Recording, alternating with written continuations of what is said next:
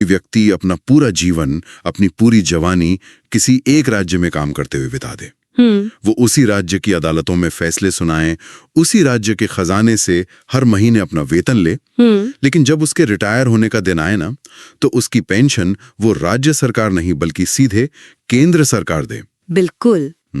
सुनने में ये किसी बहुत बड़ी अकाउंटिंग की गलती या फिर मतलब किसी जटिल पहेली जैसा लगता है ना? हाँ, पहली बार सुनने में तो ऐसा ही लगता है। लेकिन असल में भारत की न्यायपालिका में ये कोई गलती नहीं है, बल्कि हमारे संविधान निर्माताओं द्वारा बिछाया गया एक बहुत ही सोच समझकर बनाया गया सुरक्षा चक्र है। और आज की इस विस्तृत चर्चा में हमारा मिशन इन्हीं दिलचस्प कानूनी पहेलियों को सुलझाना है। और ये पहेली सुलझाना उन सभी के लिए बहुत जरूरी है जो प्रतियोगी परीक्षाओं की तैयारी कर रहे हैं। सही बात है। देखिए, अक्सर जब हम संविधान, सर्वोच्च न्यायालय या उच्च न्यायालय की बात करते हैं तो छात्रों के दिमाग में अनुच्छेदों और भारी भरकम कानूनी शब्दों का एक जाल सा बन जाता है। अरे हाँ, बिल्कुल। लेकिन आज एक शिक्षक के नजरिए से मेरा प्रयास यही रहेगा कि हम इन तथ्यों को रटने के बजाय इनके पीछे के विज्ञान और जो असली क्यों है उसे समझें। बहुत खूब। Okay, let's unpack this. चलिए इसे विस्तार से समझते हैं। आज का हमारा मिशन इन जटिल कानूनी तथ्यों को परीक्षा के नजरिए से बिल्कुल आसान बनाना है। बिल्कुल, एकदम आसान भाषा में। तो सबसे पहले बात करते हैं सर्वोच्च न्यायालय यानी सुप्रीम कोर्ट की बुनियादी संरचना और उसके इतिहास की। हमारे पास जो जानकारी है उसके अनुसार सर्वोच्च न्यायालय का उल्लेख हमारे संविधान के भाग 5 में अनुच्छेद 124 से लेकर 147 के बीच किया गया है। सही। इसका औपचारिक उद्घाटन 28 जनवरी 1950 को हुआ था और इसके प्रथम मुख्य न्यायाधीश हीरालाल जे कानिया थे। अब यहाँ मुझे 28 जनवरी 1950 की तारीख बहुत दिलचस्प लगती है। हाँ, और ये तारीख ना परीक्षा की तैयारी करने वाले छात्रों के लिए एक बहुत ही महत्वपूर्ण चेक पॉइंट है। अच्छा, वो कैसे? देखिए, 26 जनवरी 1950 को हमारा देश गणतंत्र बना, हमारा संविधान पूरी तरह से लागू हुआ। Republic day. बिल्कुल। और उसके ठीक 2 दिन बाद यानी 28 जनवरी को भारत के सर्वोच्च न्यायालय ने आकार लिया। ये कोई संयोग नहीं था। तो ये जानबूझकर किया गया था? हाँ, इसका सीधा सा मतलब था कि जैसे ही देश को अपना कानून मिला, वैसे ही उस कानून की रक्षा करने वाली सबसे बड़ी संस्था भी तुरंत काम पर लग गई। अरे वाह, ये तो बहुत ही लॉजिकल है। और जहाँ तक अनुच्छेदों की बात है, भाग 5 और अनुच्छेद 124 से 147, ये दायरा छात्रों को अपनी उंगलियों पर याद होना चाहिए।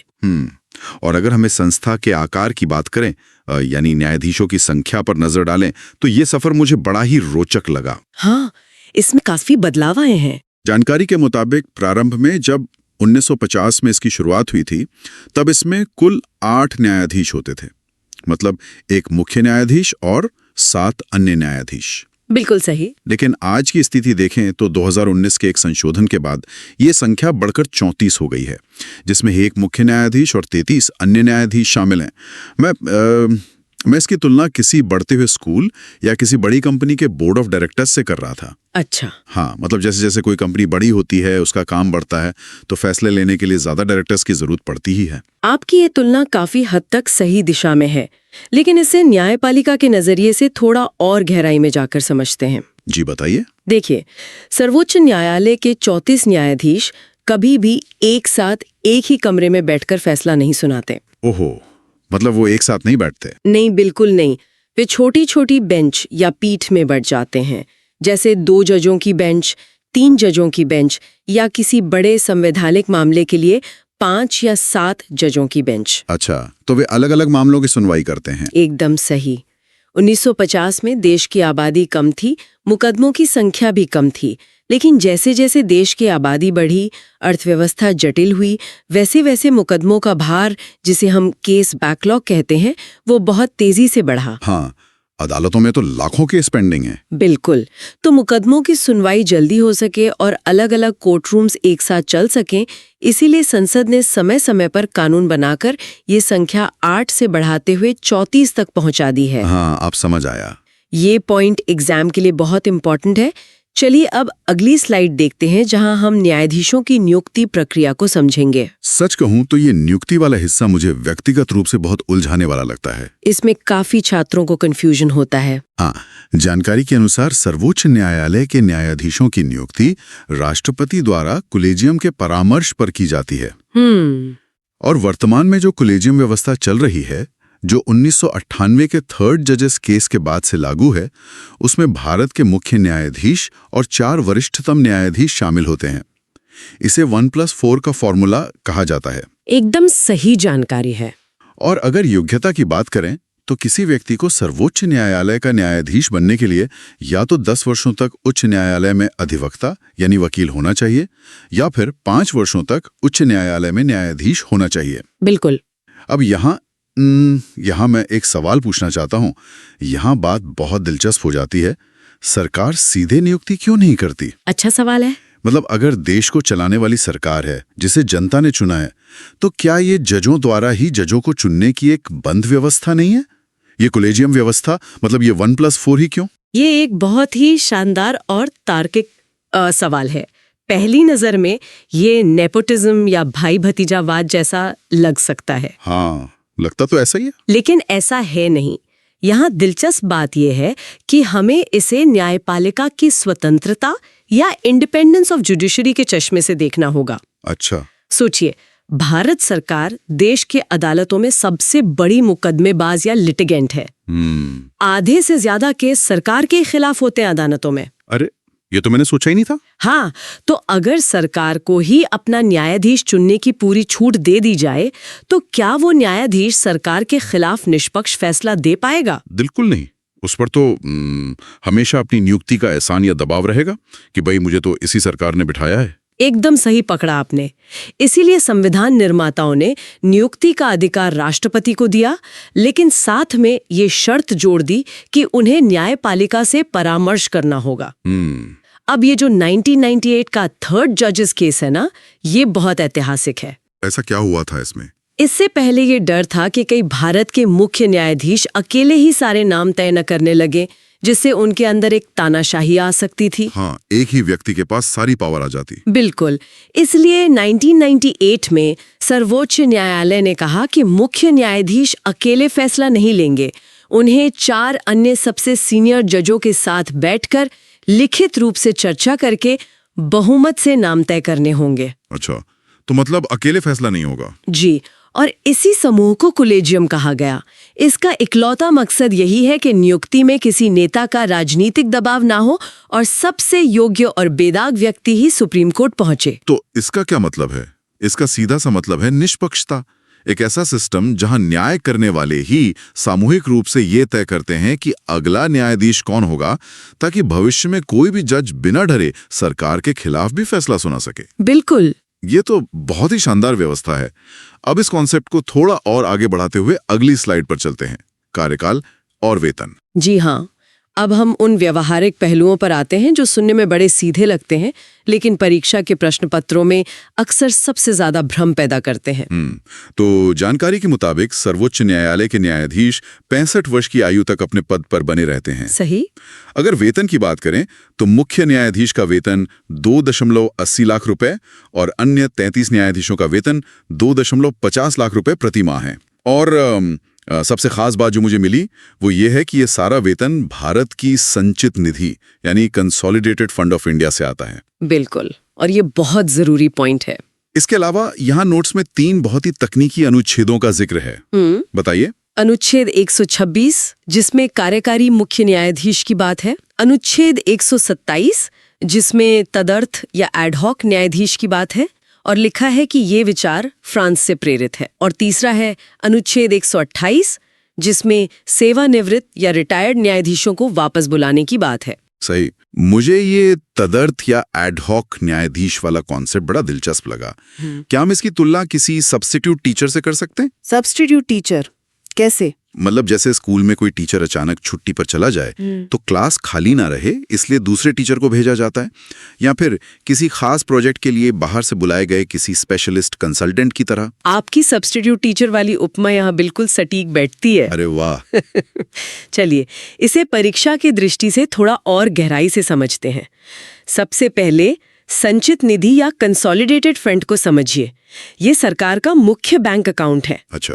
जब हम कहते हैं कि जजों का वेतन इस पर भारित है यानी चार्ज्ड है, तो इसका मतलब है कि संसद में इस वेतन को कम करने के लिए वोटिंग नहीं हो सकती। मतलब सरकार उनका वेतन काट नहीं सकती? बिल्कुल नहीं। चाहे सरकार जजों से कितनी भी नाराज क्यों ना हो, वो उनका वेतन नहीं रोक सकती। ये भी न्यायपालिका की वित्तीय स्वतंत्रता का ही एक रूप है। बहुत बढ़िया। अब आते हैं तदर्थ या एडहॉक न्यायाधीश पर। अनुच्छेद 127 के तहत जब सर्वोच्च न्यायालय का कोई सत्र आयोजित करना हो और वहां कोरम यानी काम शुरू करने के लिए जो न्यूनतम जजों की संख्या चाहिए वो पूरा न हो रहा हो। अच्छा, जजों की कमी हो जाए तो? हाँ, तब उच्च न्यायालय के किसी योग्य जज को कुछ समय के लिए सुप्रीम कोर्ट बुला लिया जाता है। हाँ, ये तो बहुत ही व्यवहारिक तरीका है। लेकिन ध्यान दीजिए, छात्रों को यहाँ एक बहुत ही बारीक बात पर ध्यान देना चाहिए। यह परीक्षा के लिए एक बहुत ही महत्वपूर्ण बिंदु है जिसे हम एक एग्जाम ट्रैप कह सकते हैं। वो क्या? तदर्थ या एडहॉक न्यायाधीशों की नियुक्ति केवल सर्वोच्च न्यायालय में होती है, निचले न्यायालयों में नहीं। अच्छा, सिर्फ सुप्रीम कोर्ट में? जी, और ये विचार की जरूरत पड़ने पर अस्थायी जज बुलाए जाएं, ये हमने फ्रांस के संविधान से लिया है।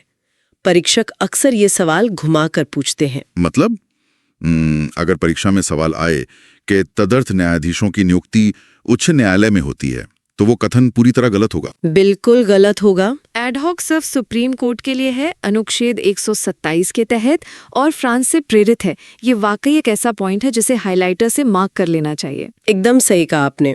चलिए अब अगले भाग की ओर बढ़ते हैं, जहां हम राज्य स्तर पर न्यायपालिका यानी उच्च न्यायालय का विश्लेषण करेंगे।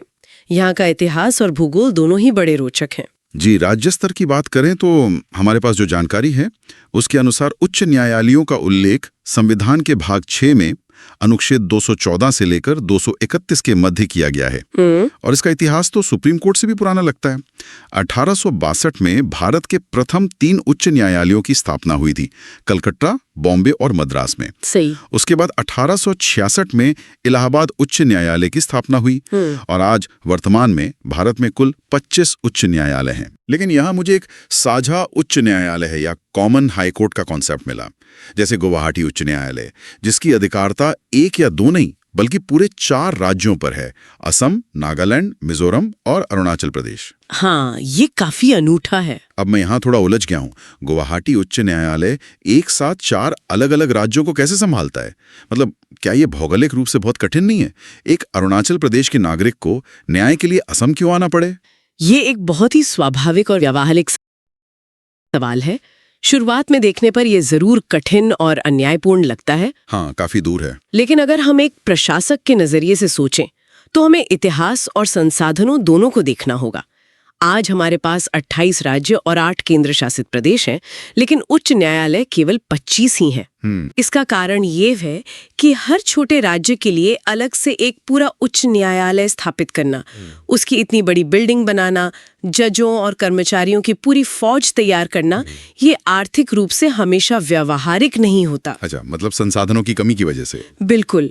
पूर्वोत्तर भारत के मामले में जहां आबादी का घनत्व कम है और भौगोलिक चुनौतियां ज्यादा हैं, वहां एक साझा उच्च न्यायालय एक नोडल केंद्र की तरह काम करता है। लेकिन फिर उस अरुणाचल के नागरिक का क्या? हाँ, उसी पर आ रही हूँ।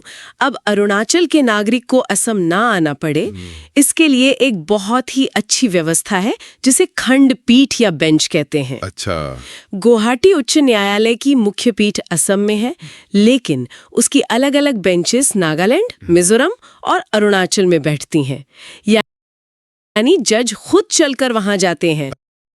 अरे वाह, ये तो बहुत ही शानदार समाधान है ना? और हाँ, छात्रों को ये 1862 और 1866 वाले वर्षों के बीच का अंतर जरूर स्पष्ट रखना चाहिए। हाँ, ऐसा क्यों? क्योंकि अंग्रेजों के समय कलकत्ता, बॉम्बे और मद्रास मुख्य प्रेसिडेंसी शहर थे, इसलिए 1862 में सबसे पहले अदालतें वहीं बनी। इलाहाबाद उच्च न्यायालय पूरे 4 साल बाद 1866 में आया। ये जो कालक्रम है ना, बिल्कुल। ये परीक्षाओं में बहुत पूछा जाता है। अच्छा, तो 62 में 3 और 66 में 1। एकदम सही। अब इस कॉन्सेप्ट को थोड़ा और आसान तरीके से समझते हैं, खासकर उन बिंदुओं को जहां परीक्षा में अक्सर गलतियां होते हैं। बिल्कुल, और इसीलिए अब हम उस सेक्शन में प्रवेश कर रहे हैं जिसे हम परीक्षा के ट्रैप पॉइंट्स कह सकते हैं। ये बहुत जरूरी है। ये वो जगह है जहां अच्छे तैयारी करने वाले भी मात खा जाते हैं। अब देखिए, उच्च न्यायालय के न्यायाधीशों की नियुक्ति राष्ट्रपति करते हैं, राज्यपाल नहीं। सही बात है। इनका कार्यकाल 62 वर्ष की आयु तक होता है, जबकि हमने अभी देखा कि सुप्रीम कोर्ट में ये 65 वर्ष था। हाँ, 3 साल का फर्क है। अब सुनिए, सबसे उलझाने वाली बात जिसका जिक्र हमने चर्चा की बिल्कुल शुरुआत में किया था, Here is where it gets really interesting। इनका वेतन राज्य की संचित निधि से दिया जाता है, लेकिन इनकी पेंशन भारत की संचित निधि यानी केंद्र से दी जाती है। बिल्कुल। और इतना ही नहीं, ये अपनी शपथ राज्य के राज्यपाल के सामने लेते हैं, लेकिन जब इन्हें अपना त्यागपत्र या इस्तीफा देना होता है तो वो भारत के राष्ट्रपति को सौंपते हैं। हाँ, ये सुनने में थोड़ा अजीब जरूर लगता है। मतलब शपथ राज्यपाल को, लेकिन इस्तीफा राष्ट्रपति को, और वेतन राज्य से लेकिन पेंशन केंद्र से। ये तो किसी बहुत ही जटिल पहेली जैसा लग रहा है।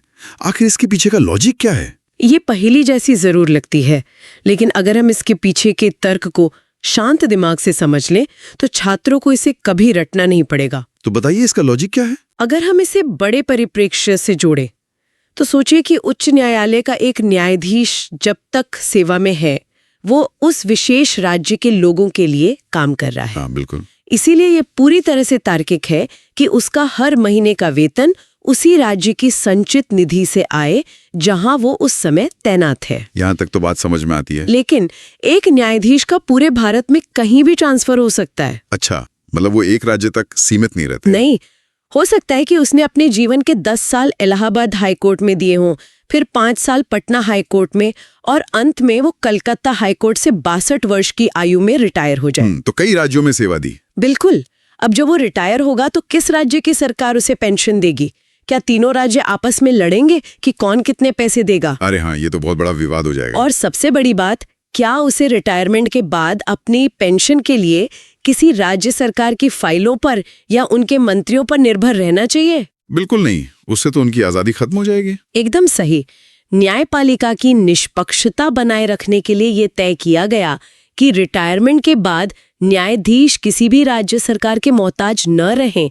इसीलिए उनकी पेंशन सीधे तौर पर केंद्र से यानी भारत की संचित निधि से आती है। ओह, अब जाकर पूरी बात समझ आई। मतलब ये ट्रांसफर की जटिलता को खत्म करने और रिटायरमेंट के बाद जज को किसी भी राजनीतिक दबाव से मुक्त रखने का एक बहुत ही शानदार तरीका है। बिल्कुल। और वो शपथ और त्यागपत्र वाली बात, उसका क्या लॉजिक है? वो भी इसी सिद्धांत पर है। नियम ये है कि जो प्राधिकारी आपको नियुक्त करता है, त्यागपत्र हमेशा उसी को दिया जाता है। अच्छा। चूंकि उच्च न्यायालय के जजों की नियुक्ति दिल्ली में बैठे राष्ट्रपति करते हैं, इसलिए इस्तीफा भी उन्हें ही भेजा जाएगा। लेकिन शपथ तो राज्यपाल दिला रहे हैं ना? हाँ, क्योंकि राष्ट्रपति हर राज्य में जाकर हर नए जज को शपथ तो नहीं दिला सकते ना, उनके पास और भी काम है। हाँ, ये तो व्यावहारिक रूप से संभव नहीं है। इसलिए ये छोटी सी प्रशासनिक जिम्मेदारी राज्य के संवैधानिक प्रमुख यानी राज्यपाल को सौंप दी जाती है। बस इतनी सी बात है। अरे वाह, ये जानकारी वाकई आंखें खोलने वाली है। चीजों को रटने के बजाय उनके पीछे का क्यों समझ लिया जाए तो परीक्षा के दबाव में भी गलती होने की गुंजाइश ही नहीं रहती। बिल्कुल, लॉजिक सबसे जरूरी है। तो अब अगली स्लाइड देखते हैं, जहां हम इन दोनों न्यायालयों यानी सर्वोच्च न्यायालय और उच्च न्यायालय की शक्तियों की सीधी तुलना करेंगे। एक तरह का महामुकाबला। शक्तियों की तुलना वाला ये भाग बहुत ही ज्यादा महत्वपूर्ण है। यहाँ से सीधे तौर पर अनुच्छेदों का मिलान करने वाले यानी मैच द फॉलोइंग वाले प्रश्न बनते हैं। अच्छा, तो जरा शक्तियों पर गौर करते हैं। चलिए देखते हैं। सबसे पहले है अभिलेख न्यायालय या कोर्ट ऑफ रिकॉर्ड। नोट्स में लिखा है कि सर्वोच्च न्यायालय अनुच्छेद 129 के तहत और उच्च न्यायालय अनुच्छेद 215 के तहत अभिलेख न्यायालय हैं। सही। अगर मैं इसे सरल भाषा में समझूं तो इसका मतलब है कि इन अदालतों के हर फैसले को एक रिकॉर्ड की तरह हमेशा के लिए सहेज कर रखा जाएगा और वो एक नजीर या उदाहरण बन जाएगा। बिल्कुल सही। मतलब अगर सुप्रीम कोर्ट ने किसी मामले में कोई फैसला सुना दिया तो निचली अदालतों को उसी तरह के मामलों में वही नियम मानना पड़ेगा। इसे ही साक्ष्यात्मक मूल्य या एविडेंशियरी वैल्यू कहते हैं। बहुत अच्छे से समझाया आपने। इसके बाद आता है सलाहकारी क्षेत्राधिकार, जो अनुच्छेद 143 के तहत आता है, जहां भारत के राष्ट्रपति किसी महत्वपूर्ण कानूनी या सार्वजनिक मामले में सर्वोच्च न्यायालय से सलाह या परामर्श मांग सकते हैं। एकदम सही। फिर है अधीक्षण की शक्ति, यानी निगरानी रखने की पावर, जो अनुच्छेद 227 के तहत उच्च न्यायालय को प्राप्त है, जिसके जरिए वो अपने राज्य के सभी अधीनस्थ या निचले न्यायालयों का पर्यवेक्षण कर सकता है। सुपरविजन की पावर। जी।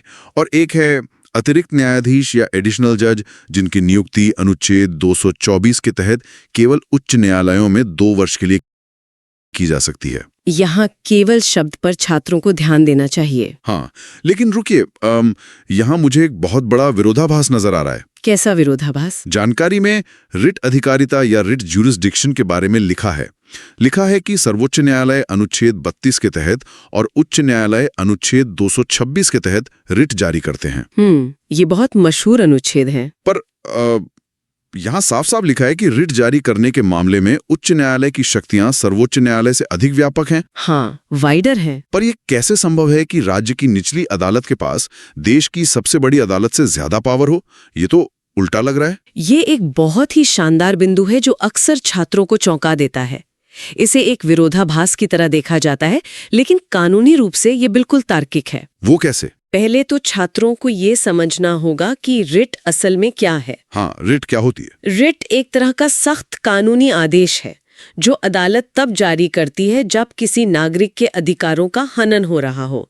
उदाहरण के लिए, अगर पुलिस किसी को बिना कारण हिरासत में ले ले तो अदालत रिट जारी करके पूछ सकती है कि भाई इसे किस आधार पर पकड़ा गया। अच्छा, जिसे शायद बंदरी प्रत्यक्षीकरण या हेबियस कॉर्पस कहते हैं। बिल्कुल सही।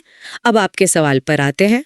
सर्वोच्च न्यायालय अनुच्छेद 32 के तहत केवल और केवल मौलिक अधिकारों या फंडामेंटल राइट्स के उल्लंघन के मामले में ही रिट जारी कर सकता है। सिर्फ मौलिक अधिकारों के लिए? हाँ, क्योंकि अनुच्छेद 32 खुद में एक मौलिक अधिकार है। लेकिन दूसरी ओर उच्च न्यायालय अनुच्छेद 226 के तहत काम करता है। तो उसमें क्या लगा? उच्च न्यायालय न केवल मौलिक अधिकारों के लिए रिट जारी कर सकता है, बल्कि अन्य कानूनी अधिकारों या लीगल राइट्स के उल्लंघन के मामलों में भी रिट जारी कर सकता है। अच्छा, मतलब अगर मेरा कोई आम कानूनी अधिकार जो मौलिक अधिकार नहीं है छीना जाता है तो मैं सीधे सुप्रीम कोर्ट नहीं जा सकता, मुझे हाई कोर्ट ही जाना होगा। बिल्कुल सही समझे आप। तो चूंकि उच्च न्यायालय का दायरा मौलिक अधिकारों के साथ साथ अन्य कानूनी अधिकारों तक भी फैला हुआ है, इसलिए उसकी रिट जारी करने की शक्ति अधिक व्यापक या वाइडर हो जाती है। अरे वाह, ये तो बहुत ही बारीक अंतर है। हाँ, और शक्ति व्यापक होने का मतलब ये कतई नहीं है कि हाई कोर्ट सुप्रीम कोर्ट से बड़ा हो गया। इसका सीधा सा मतलब है कि हाई कोर्ट ज्यादा तरह के मामलों में आदेश जारी कर सकता है। बहुत ही शानदार तरीके से समझाया आपने। और यहाँ एक और चीज जो छात्रों को बहुत स्पष्ट रूप से याद रखनी चाहिए, वो है अनुच्छेद 127 और 224 के बीच का अंतर। हाँ, जो हमने अभी डिस्कस किया था। बिल्कुल। अभी थोड़ी देर पहले हमने अनुच्छेद 127 के तहत तदर्थ या एडहॉक न्यायाधीशों की बात की थी, जो कोरम पूरा करने के लिए केवल सर्वोच्च न्यायालय में नियुक्त होते हैं। हाँ, जो फ्रांस से लिया गया था। सही। वहीं अनुच्छेद 224 के तहत अतिरिक्त या एडिशनल न्यायाधीशों की नियुक्ति केवल उच्च न्यायालयों में होती है, और वो भी सिर्फ अधिकतम 2 साल के लिए, जब काम का बोझ अचानक से बहुत बढ़ जाए। तो एडहॉक सुप्रीम कोर्ट के लिए और एडिशनल हाई कोर्ट के लिए। बिल्कुल। तदर्थ और अतिरिक्त, इन दोनों शब्दों और इनके न्यायालयों को आपस में मिलाना नहीं है। ये परीक्षक का एक और पसंदीदा ट्रैप है जहां अक्सर नंबर कट जाते हैं। ये बहुत ही सटीक और काम की सलाह है। तो अगर हम इस पूरी विस्तृत चर्चा के मुख्य बिंदुओं को समेटें, तो परीक्षा के दृष्टिकोण से तैयारी करने वालों को कुछ खास बातों का हमेशा ध्यान रखना होगा। जी बिल्कुल। सबसे पहले वेतन और पेंशन का वो उलझाने वाला ट्रैप। उच्च न्यायालय के न्यायाधीश का वेतन राज्य से आता है, लेकिन निष्पक्षता बनाए रखने के लिए पेंशन सीधे केंद्र से आती है। बहुत अहम पॉइंट है। दूसरा, रिट की शक्तियों का अंतर, जहां अनुच्छेद 226 के तहत उच्च न्यायालय की रिट शक्ति अनुच्छेद 32 वाले सर्वोच्च न्यायालय से अधिक व्यापक है। एकदम सही। तीसरा, कोलिजन व्यवस्था, जहां 1998 के थर्ड जजेस केस ने 1+4 का फॉर्मूला दिया ताकि न्यायाधीशों की नियुक्ति में राजनीतिक हस्तक्षेप ना हो। और चौथा, वो शब्दों का खेल, तदर्थ यानी एडहॉक न्यायाधीश केवल सर्वोच्च न्यायालय में और अतिरिक्त यानी एडिशनल न्यायाधीश केवल उच्च न्यायालय में। आपने बिल्कुल सही तरीके से सभी अहम बिंदुओं को एक सूत्र में पिरो दिया है। मुझे लगता है कि इन लॉजिक्स को समझने के बाद कोई भी छात्र आसानी से एमसीक्यू हल कर सकता है। हाँ, मुझे भी यही लगता है। लेकिन इस चर्चा को खत्म करने से पहले मैं चाहती हूँ कि परीक्षा की तैयारी करने वाले छात्र सिर्फ तथ्य न रटें, बल्कि एक बड़े सवाल पर भी विचार करें, एक भावी प्रशासक की तरह सोचें। वो क्या? देखिए, आज की इस चर्चा से हमें पता चला कि सर्वोच्च न्यायालय में मुकदमों का भार कम करने के लिए समय के साथ न्यायाधीशों की संख्या 8 से बढ़ाकर 34 कर दी गई। हाँ। लेकिन दूसरी ओर गुवाहाटी जैसे उच्च न्यायालयों पर आज भी 4-4 राज्यों का भारी भरकम प्रशासनिक और न्यायिक भार है। हमने ये भी देखा कि उच्च न्यायालयों के पास रिट जारी करने की अधिक व्यापक शक्तियां हैं और आम जनता सबसे पहले न्याय के लिए उन्हीं के दरवाजे खटखटाती है। ये बात तो सच है, लोग पहले हाईकोर्ट ही जाते हैं। ऐसे में ये सोचने वाली बात है कि क्या भविष्य में हमें उच्च न्यायालयों के स्तर पर भी ऐसे ही बड़े संरचनात्मक विस्तार की आवश्यकता नहीं होगी, ताकि जमीनी स्तर पर न्याय और तेजी से मिल सके? ये सोचने वाली बात है। एक मजबूत लोकतंत्र के लिए क्या निचली और राज्य स्तरीय अदालतों का विस्तार सर्वोच्च न्यायालय के विस्तार से भी ज्यादा जरूरी नहीं हो गया है? ये वाकई एक ऐसा विचार है जो आपको सिर्फ तथ्य रटने की दुनिया से बाहर निकालकर न्याय प्रणाली के भविष्य के बारे में गहराई से सोचने पर मजबूर करता है। संरचनात्मक विस्तार का ये सवाल हमारी पूरी लोकतांत्रिक व्यवस्था के लिए बहुत अहम है। बिल्कुल। और इसी विचारणीय प्रश्न के साथ हम आज की इस विस्तृत चर्चा को यहीं विराम देते हैं। हमारे साथ जुड़ने और इन जटिल कानूनी पहलुओं को इतनी आसानी से समझने के लिए आप सभी का बहुत बहुत धन्यवाद। अपनी तैयारी ऐसे ही मजबूत रखें और चीजों के पीछे का क्यों हमेशा तलाशते